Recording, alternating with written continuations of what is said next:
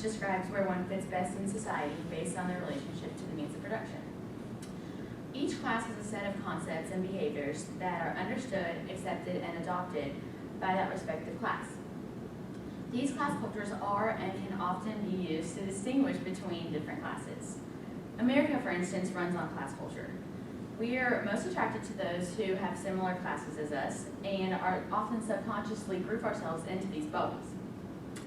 Although these cultures are prominent to us today, the sport of baseball provides a unique example in which these class cultures are a little less apparent. My aim in this research is to discover if class composition of the Atlanta Braves, as indicated by education level and ethnicity, has changed over time, and what effects do those have on winning percentages. Baseball has been America's pastime for generations, yet somehow, over the past 15 years, it has dwindled in popularity. Little is known about why that is.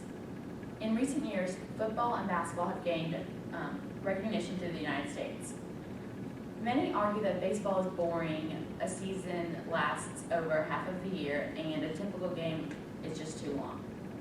The sport lacks the physical, in-your-face type of contact that football and basketball have to offer. Baseball requires constant concentration and analysis to fully understand the game. Because of this, it is a challenge to watch and follow because it takes a certain level of commitment to truly appreciate the sport. I argue that baseball is the most fundamental team sport. It requires a specialization of talents that are unlike any other. 9 players on the field at a time, covering up to 400 feet of area. It takes great cooperation and communication by all of its members. It is more difficult for a player to stand out in baseball simply because the nature of the sport does not allow it. In basketball, LeBron James or Kobe Bryant could have the potential to take over a game. It is unlikely that this would happen in baseball. Taking over a game requires the whole team's commitment. Because baseball is so team-oriented, it is imperative that its members understand their role on the team and execute it accordingly. Unlike football or basketball, baseball is not a contact sport in which players line up for one-on-one matchups. Rather, baseball requires more cohesiveness through the team. Each player must always be assertive and expecting.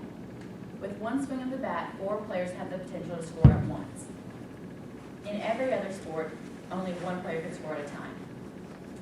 Baseball is also the only sport in which defense is in control of the ball. No matter what, at least 2 defensive players, the pitcher and the catcher, are a part of every single play.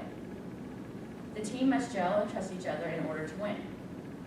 That is why the chemistry of a team often determines success. In this paper, I will examine what factors are necessary for composing a successful team, focusing primarily on the Atlanta Braves. The Braves have been considered a powerhouse organization since 1990. Between 1990 and 2004, the Braves have won 14 consecutive division titles and still hold the record today, making them one of the most successful teams throughout the era. From this research, I hope to find a method by which a team is selected and what it takes to play the game at the professional level. Also of interest is the composition of major league teams, as the league has increased the demand for the more diverse players through a time of cultural expansion. The focuses will be towards trends in educational attainment and racial backgrounds from recent years as well as earlier years when the Braves were located in Milwaukee. I intend on finding a level of maturity and confidence in the successful years that may be lacking in those least successful years. The trends of ethnicity in baseball are also relevant to this research to understand the shifts in recent years of the Braves rosters. I will begin my study by comparing 4 Atlanta Braves seasons: the 2012 team, 2008, 2000, and the 1995 seasons. These 4 years were selected because 2 of the teams, 2000 and 2012, shared the most similar winning percentages as compared to past winning teams within the last 20 years. I will compare these years to determine if there is a formula for success that exists. Then I will compare this data with those of the 2008 season, in which the Braves finished 4th, placing just over 400% in winning percentages, resulting in their worst season in the last 20 years. Finally, I will compare that data with the season of 1995. The 1995 season is significant because this is the last year in which the Braves won the World Series. From these comparisons, I hope to find insight into winning percentages, which attribute to a winning, mediocre, and losing seasons. My variables will include educational attainment, ethnic diversity, and the age of the player to determine maturity level. To measure this, I have developed a 3-point scale.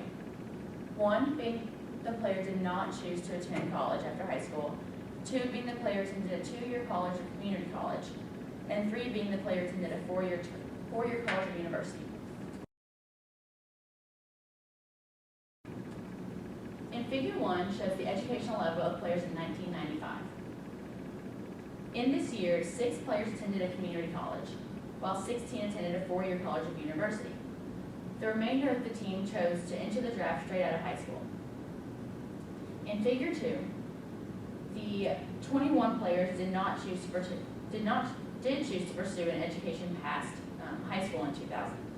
The average level attainment in this year was roughly 2.02, meaning the majority of athletes chose to further their education before entering the draft. This year, the roster in 2000 was the most educated group of members on the Braves roster. In Figure 3, this is the educational level for the players' roster in 2008. In this year, the average was a 1.9 on the 3-point scale. In comparison to the 2000 season, there's a slight decrease in overall education level among the players. Also, more players are taking advantage of the 2-year junior college or community college option. However, note that the sample size of this data is not as large as the previous 2 years. This is because the 40-man active roster is only a maximum limit. The manager may choose to activate all 40 spots or not. In this case, he only activated 38. In Figure 4, the educational level of the 2012 roster is present. This year, the results showed that most players chose to opt out of college and pursue their professional career of baseball. 5 players chose to attend a 2-year college or university before committing to the majors, while 7 players decided to play for their college teams before entering the draft. The average educational number in this data set is 8.81. Compared to the 2000 roster, this is a 7% decrease in educational level. Because these numbers are so slight, the discrepancy in winning percentage between 2000 and 2012 compared to the losing seasons of 2008 make it difficult to attribute education level of the players to wins per year. We have no measurable statistics that suggest that education is relative to performance. So we cannot make the case that there's any advantage or disadvantage in gaining a college education when playing baseball. In professional baseball, a refined skill level is more valuable than a college degree. Although one may obtain such skills in college, it is not necessarily guaranteed. As described earlier, culture is determined by a group of people who occupy similar positions in economic and social systems within the society. Those players completing similar education levels would typically correlate to a similar class, because education is the greatest class divide in the U.S. today. However, in baseball, education is not necessarily a requirement. Typically, education level has a positive correlation with salary in most occupations. Despite the lack of the salary cap in the major league, a league minimum is set. Adjusted for inflation, this number is approximately $400,000 per year per player. Even so, the league minimum places a player in the top 5% of the U.S. according to income. Therefore, signing with the Braves, for example, automatically places you in the top 5% of class without needing any prerequisite education before, giving reason to believe that class culture is not a measurable statistic in professional baseball. Another factor I looked at was the ethnic diversity of players. With the increase of diversity in baseball, I will examine the trends of the rise of ethnic groups to the game. Jackie Robinson stepped foot on a field April 15, 1947, becoming the first African-American player to play in a Major League Baseball game. Since then, the sport has increased the number of blacks playing the game. Figure 5 shows that the growth of African-American players in the leagues from 1946 to 1986. Although facing much diversity in those years, the game was completely reconstructed, adding almost 30% black players to the league in 1986. According to Figure 6, we find that in recent years, the percentage of black players in the Major League has dropped significantly. This statistic is particularly interesting because it seems that during this period, the percentage of black players might increase due to the push for racial equality at this time. However, Figure 7 indicates that the decline of the black population in baseball in 1991 through 2007 is not necessarily due to the return of the white man sport that it once was 50 years before. However, the percentage of whites has actually decreased since 1991 by 8%. Instead, the decrease of African Americans in the league is coinciding at this time with the increase of Latino players throughout the league. As Ozzie Guillen, the manager of the Chicago White Sox, has said, American people are going to need a visa to play this game because we're taking it over. Now I will apply these trends to the years that I have researched with the Braves. As you can see from this figure, the 1995 roster was primarily born in the United States.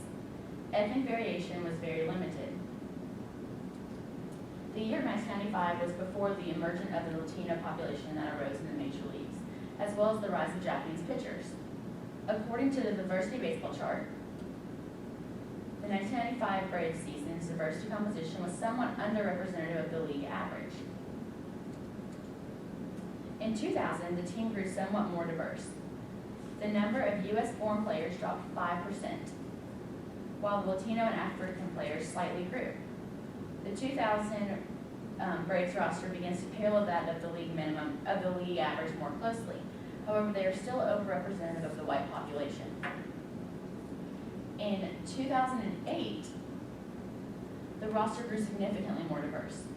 The percentage of U.S.-born players dropped 22% since 1995. Other nations represented were Australia, Costa Rica, Mexico, and Cuba. In Figure 13, we see that the 2012 roster was the most diverse. 7 different countries are represented on the 40-man roster. The roster of 2012 best parallels that of 2008. The U.S.-born players are still remaining less prominent as compared with the rosters of 95 and 2000. This year's roster correlates best with the league's average findings. Although the number of players in the United States is, although the majority of players are born in the United States, it's not to say that they are white. Figure 14 shows that the trends in the United States born Hispanic and black players percentages. The Hispanic trend line is the blue and the black trend line is the red line. In 1995, which is indicated as year 1, only approximately 3% of U.S.-born Hispanics was on the roster. However, 20% of blacks made up the Atlanta Braves roster that year. This number increases greatly in 2008, which is indicated as year 3, where the Hispanic roster reached about 13%. This year is also interesting because both trend lines meet, meaning that there were equal numbers of African and Hispanic Americans in the league. Then in 2012, year 4, both Hispanic and black percentages dropped to their lowest points. In 2012, there were no Hispanic Americans on the roster. From this research, I have found that most Hispanic players do not live in the U.S. prior to signing with the team. Rather, they come to the United States solely to play baseball. The black population is a little different. From 1995 until 2000, the percentage of blacks on the Atlanta Braves roster remained relatively constant at 18%. This number gradually drops from 2000 to 2012. By 2012, the percentage of blacks fell roughly 10%. Recall that in Figure 11 and 12, the results found that the percentage of U.S.-born players dropped almost 20% from the previous 2 years study. The number of foreign players has increased significantly. This does not suggest that the black and Hispanic populations are decreasing in the more recent Braves rosters, but instead the number of foreign-born players is being added to the rosters. According to Raceball by Rob Ruck, the reason for the increase of international players is simple. The average major league salary now tops $3 million. Black and Latino players no longer burn with the blatant indignities of segregated lodgings on the road of racial discrepancies in pay. They are among the best paid players in the game, in fact accounting for 15 to 20% of the highest salaries. Growing up in poor countries, baseball is often the best option for these young athletes who are looking to earn a living. Because of the language barrier, a typical job in the United States would be difficult to obtain as a foreigner. Unlike language, however, baseball is the same in every country. One can prosper and be successful on the field without speaking a word of English. Because of the influx of foreigners, most organizations hire a Spanish-speaking translator, making it even easier for a Hispanic player to be successful in the United States. Also, Japanese translators have been encouraged by the league administrators as well. Regardless of the trends, the Braves' best and most accomplished year occurred with a roster consisting of 85% American-born players. In 2008, the Braves produced their worst season in the past 20 years. That same year, the percentage of American-born players was at its lowest. Another factor I researched was the average age of a player. This statistic is significant because there is a discrepancy in the demand for both young rookie players and old, experienced veterans. Rookies have the advantage of young bodies and years to improve, while veterans have the advantage of maturity, experience, and understanding. In 1995, the average age of a team was 28.5 years old. It ranged from 21 to 41 years old. In 2000, the average age of the active man roster was 30.6 years old, and its range was 22 to 39. This was the oldest team of the teams I studied. In 2008, the average was 29.2 years of age, and the range was 22 to 42. And in this past year, 2012, the average of each player was 29.4 years old, while the range was 21 to 41 years. The data shows that in this year, the Braves were the most successful when the team had the youngest average age, which they did in 1995. The players were in their prime without having the pressures and expectations of making the playoffs like many of the veterans have faced before. This correlation may be relevant in determining the winning percentage of a team. From these variables, we can conclude that average age, education level, and winning and ethnicity coincide with winning percentage, although they do not suggest causation. Results suggest that the younger a team, the better they will play in the postseason. Overall, previous research in this subject is deficient and would benefit from further study.